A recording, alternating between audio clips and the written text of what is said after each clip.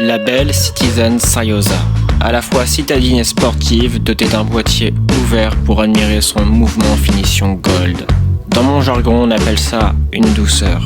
Bon visionnage. Tu vas absolument tout savoir sur une montre que j'aime particulièrement, qui est un best-seller, un petit peu un Coca-Cola, comme on dit dans le jargon, mon frérot.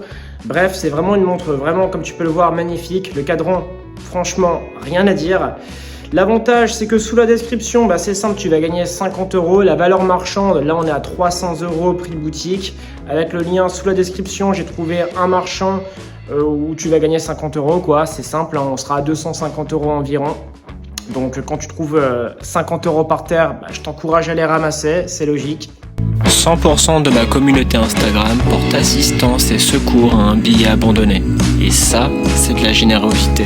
C'est une montre pour qui? Premier point, on est dans un style assez citadin, assez ville. Pourquoi? Parce qu'on est sur un boîtier extrêmement classique, donc c'est raffiné. On est sur un bracelet également acier et pas cuir. Donc on est à la fois dans le citadin, mais aussi un petit peu dans le sportif, je trouve. Pourquoi? Parce qu'elle est assez fine. Donc on est sur un budget à moins de 300 €, ou bien à 300 € si tu l'achètes dans ta ville. Moi je trouve qu'à ce prix-là, c'est un très bon rapport qualité-prix. Honnêtement, ça va être compliqué de faire mieux. À mes yeux, c'est vraiment une montre que tu vas vraiment pouvoir garder dans le temps. C'est-à-dire qu'en fait, ça, on est quand même sur quelque chose, un style assez indémodable. Dans 40 ans, 50 ans, même 60 ans, ça sera toujours justement une forme qui est intemporelle. Donc je pense que tu vas jamais regretter ton achat. Si c'est ta première montre automatique, parce que là on est sur une montre automatique comme tu vas le voir ensuite, c'est très bien. Franchement c'est très bien. C'est-à-dire qu'en fait, je ne pense pas que tu vas regretter ton achat. Franchement, je trouve que c'est une très belle option.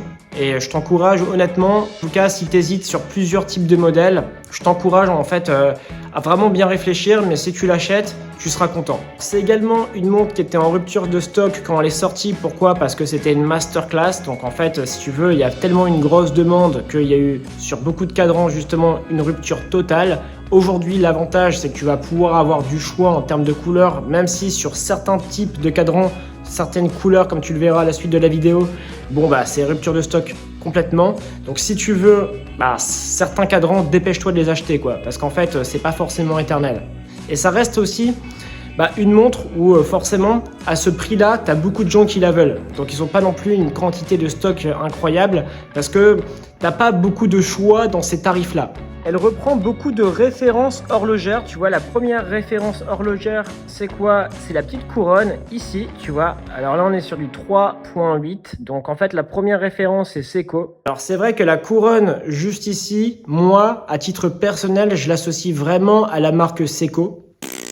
Mais voilà, c'est pas forcément officiel Seiko, etc. C'est moi qui l'attribue parce que c'est vrai que j'ai l'habitude de voir des Seiko avec la petite couronne à 3.8.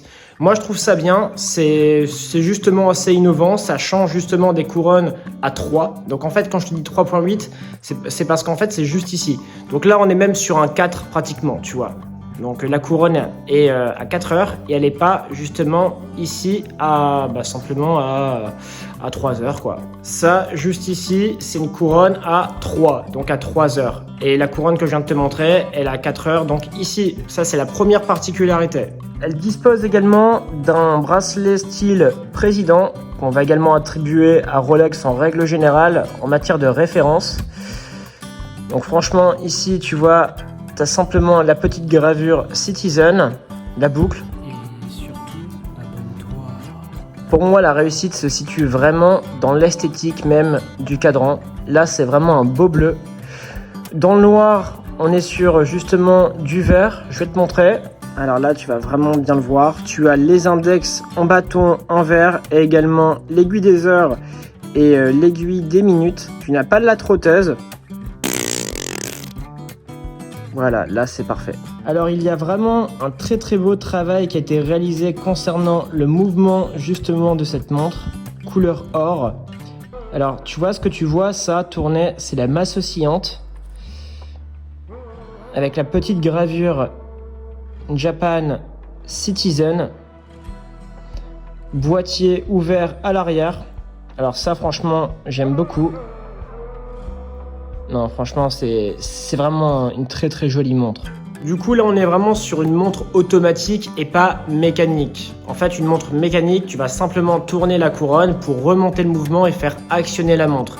Là, on est vraiment sur une montre automatique, c'est-à-dire, tu vois le truc qui bouge, c'est une masse oscillante. Et en fait, quand tu vas la faire bouger comme ça à ton poignet, ensuite, la trotteuse va venir s'actionner et ensuite, tu vas pouvoir changer l'heure. Donc, si c'est ta première montre automatique, tu ne vas jamais regretter. Et je trouve qu'à ce prix-là, franchement, c'est une masterclass si tu as la chance d'avoir la couleur que tu désires. Du coup, le packaging ressemble à ça. Paf. Ensuite, tu auras simplement un carton.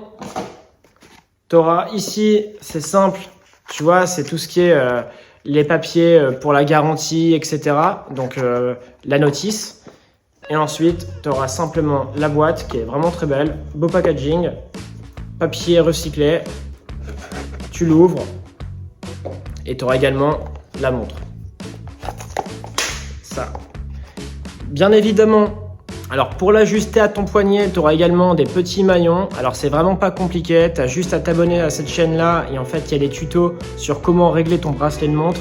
En fait c'est pas compliqué, tu vois ici, tu as des petites tiges, tu as juste à prendre un tournevis, tu dévisses, tu retires justement. Alors concernant les tournevis en millimètres, ça coûte vraiment pas cher et je trouve que c'est bien à voir chez soi, donc je te mettrai le lien des tournevis qu'il te faut en millimètres sous le lien de la montre dans la description de la vidéo. La petite tige, ensuite tu retires des maillons et tu l'ajustes à ton poignet, c'est vraiment très facile. Sinon tu vas chez ton bijoutier et en règle générale ça va te coûter entre 5 et 25 € maximum. Donc franchement, dites-moi ce que vous en pensez en commentaire, est-ce que vous l'aimez? Moi je trouve que dans tous les cas ça reste une réussite. Alors ce qui est assez intéressant c'est que le boîtier me fait penser justement à une autre réussite. C'est le boîtier de la Tissot PRX. Avec forcément tu vois la couronne à 3.8 et la PRX c'est la couronne justement à 3 heures. Tu as également la petite date. Donc intérieur, c'est simple, c'est blanc et noir. Du coup dans les couleurs disponibles, alors ça c'est assez rare, tu vois, la couleur un petit peu militaire, très stylé, le vert anglais, justement tu vois ce fondu noir bleu ciel, en or rouge, champagne, très stylé aussi, noir, le classico, là tu peux pas te tromper, la jaune à l'époque elle était vraiment très rare, elle était tout le temps en rupture de stock, la bleu Tiffany, donc maintenant le turquoise on l'appelle bleu Tiffany dans les montres. C'est celle que je viens de te montrer. Là, c'est un petit peu un bleu très foncé. Celle-ci, elle est vachement atypique, tu vois. Genre, les aiguilles sont bleues et les petits bâtonnets sur le côté, c'est bleu. Ou bien, là, tu vois, on est sur un petit bleu tout granuleux. Très sympathique aussi. Dites-moi ce que vous en pensez en commentaire. Franchement, je suis assez curieux de lire vos commentaires.